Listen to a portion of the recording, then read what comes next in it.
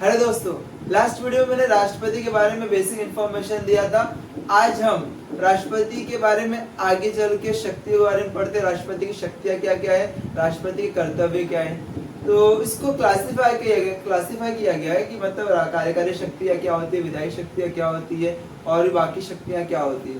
पहला कार्यकारी शक्तियों के बारे में, तो पहला पॉइंट लिखा है, भारत सरकार के सभी शासन संबंधी कार्य राष्ट्रपति के नाम पर ही होते हैं। अभी सरकार ने कोई डिसीजन लिया शासन करने के लिए, गवर्नेंस करने के लिए, तो उस केस में वो पेपर जो होता है नाम प्रेसिडेंट का होता है, भले प्राइम मिनिस्टर ने वो डिसीजन लिया रहेगा। तो मतलब कोई भी शासन संबंधी कुछ भी कार्य होगा तो प्रेसिडेंट का नाम उसमें प्रिंट रहे, क्योंकि लास्ट में फाइनली प्रेसिडेंट का ही सिग्नेचर होता है। तो जो भी शासन संबंधी कार्य होता है वो प्रेसिडेंट के नाम से ही चलता है।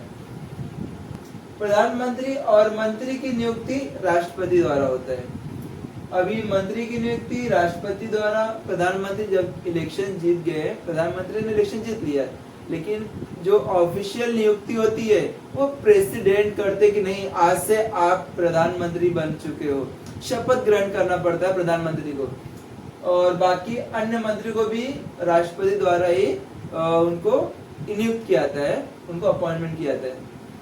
महान्यायवादी, भारत के महानियंत्रक व महालेखा परीक्षक, मुख्य चुनाव आयुक्त और अन्य चुनाव आयुक्त, यूपीएससी के अध्यक्ष और सदस्यों के राज्यों सदस्य जो भी रहेंगे, राज्यों के राज्यपाल, वित्त आयोग के अध्यक्ष व सदस्य, ये जो भी बड़े बड़े पोस्ट में, पोजीशन में पर्सन है।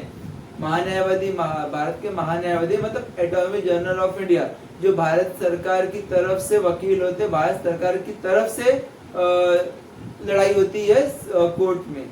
तो भारत की तरफ से जो वकील होता है उसकी भी नियुक्ति कौन करते, राष्ट्रपति करते, जिसे हम लोग बोलते हैं महान्यायवादी। भारत के महानियंत्रक, महालेखा परीक्षक, जिसे सीएजी बोलते हैं, जो भी अकाउंटिंग का डिपार्टमेंट का जो मेन हेड होता है ना, उनका भी अपॉइंटमेंट राष्ट्रपति ही करते हैं। मुख्य चुनाव आयोग, मुख्य चुनाव जो भी इलेक्शन होता है तो उनमें मेन होते हैं, एक मेंबर होते हैं, एक मेन होते हैं, तो उनका भी अपॉइंटमेंट राष्ट्रपति के नाम पे ही होता है। राष्ट्रपति क्या करते हैं, उनको अपॉइंटमेंट करते हैं।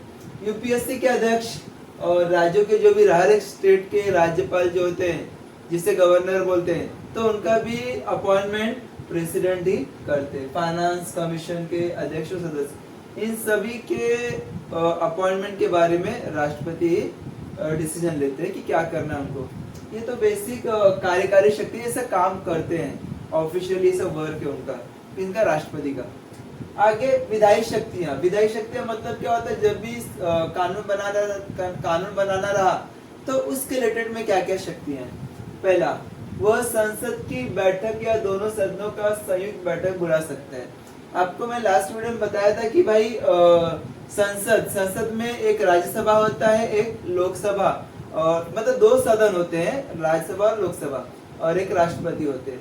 तो अगर राष्ट्रपति जब भी चाहे तो दोनों को साथ में बुला के एक मीटिंग ले सकते हैं, वो संयुक्त बैठक बोलते हैं, कंबाइंड मीटिंग जिसे बोलते हैं, कंबाइंड सेशन। तो वो संसद की बैठक है, दोनों सदनों का संयुक्त बैठक बुला सकता है। जब भी राष्ट्रपति को लगे किसी और इम्पोर्टेंट टॉपिक पर डिस्कशन करना, जहाँ पे राज्यसभा भी चाहिए, लोकसभा भी चाहिए, तो दोनों को कंबाइंड सेशन बुला सकता है। लोकसभा के अध्यक्ष और उपाध्यक्ष का पद खाली होने पर वह सदन के किसी भी सदस्य को अध्यक्षता सौंप सकता है। मान के चलो लोकसभा में तो एक तो स्पीकर होते हैं, जिससे हम लोग बोलते हैं नॉर्मली अध्यक्ष, एक उपाध्यक्ष का भी पद होता है, उपाध्यक्ष का भी पोस्ट होता है।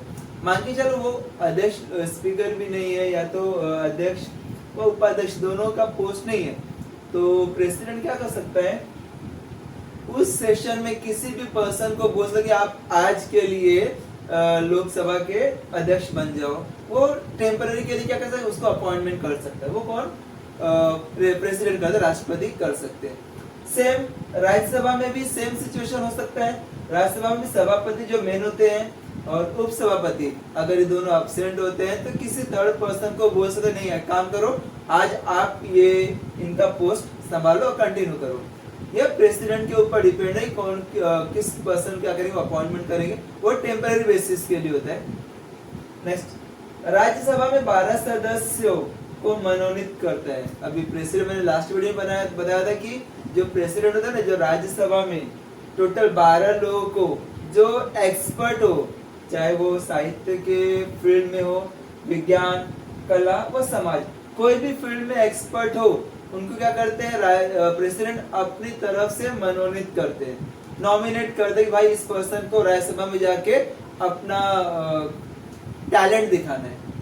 तो राज्यसभा में कम से कम 12 मेंबर्स और लोकसभा में 2 आंग्ल भारतीय को क्या करते हैं, मनोनीत करते हैं। कौन? प्रेसिडेंट। 2 आंग्ल भारतीय किसमें? लोकसभा में। मैंने बताया था आपको आंग्ल भारतीय क्या है, कि जो जिनके पेरेंट्स यूरोप से बिलोंग करते थे और अभी वो पर्सन जिसके पेरेंट्स बिलोंग करते थे यूरोप से, वो इंडिया में रहते, तो 2 आंग्ल इंडियन हुए, तो उनको अपॉइंटमेंट कर सकते हैं लोकसभा में एज ए नॉमिनेट। ये तो सेकंड पॉइंट, ये लोकसभा का हुआ।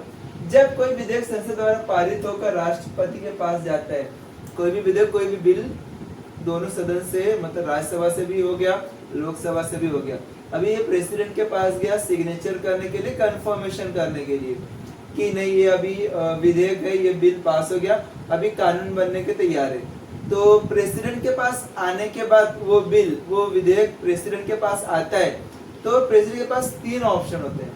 पहला, वो स्वीकृति देता है, मतलब कंफर्म करता है, ठीक है, साइन करके रिटर्न करता, ठीक है जाओ, आज से ये हमारा नया कानून बन चुका है। दूसरा, स्वीकृति सुरक्षित रखता है, मतलब हाँ भी नहीं बोलते, ना भी नहीं बोलते, वो बिल देखते हैं और अपने पास संभाल के रखते हैं कि बाद में देखते हैं। नेक्स्ट, पुनर्विचार के लिए वापस लौटा देते हैं यदि वह धन विधेयक नहीं है।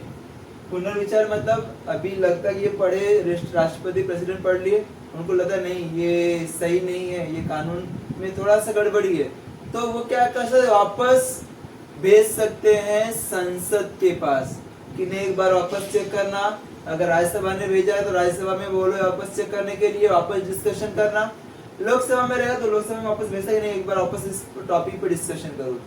लेकिन वापस भेजने के बाद दोबारा वापस सेम बिल आता है तो प्रेसिडेंट को साइन करना ही पड़ता है, कंपल्सरी साइन करना पड़ता है। लेकिन एक बार वापस भेज सकती है राष्ट्रपति पुनर्विचार के लिए, वापस सोचने के लिए, भाई ये बिल है आपने बनाया, चलो ठीक है, लेकिन वापस एक बार सोच लो इसके बारे में, तो पुनर्विचार के लिए वापस लौटा जाए। लेकिन वो धन विधेयक नहीं होना चाहिए। तो धन विधेयक क्या होता है आगे हम डिस्कस करेंगे। ये नॉर्मली बेसिक चीजें हैं शक्तियों के बारे में,